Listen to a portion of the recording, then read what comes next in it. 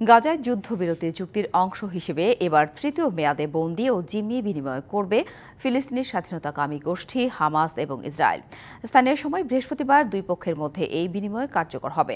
Hamas জানায় ৮ জিম্মির মধ্যে ৫ থাইল্যান্ডের নাগরিক রয়েছেন, যারা ইসরায়েলের একটি ফার্মের শ্রমিক হিসেবে কাজ করছিলেন। এর বিনিময়ে ইসরায়েলের ওফার কারাগার থেকে ছাড়া পাবেন ১১০ ফিলিস্তিনি বন্দী। তাদের মধ্যে ৩০ জন শিশু রয়েছে। এদিকে গত এক সপ্তাহ ধরে অধিকৃত পশ্চিম তীরের জেনিন ও তুলকারেম শহরে সেনা অভিযানের নামে হামলা ও নির্যাতনের মাত্রা বাড়িয়েছে নেতানিয়াহু বাহিনী।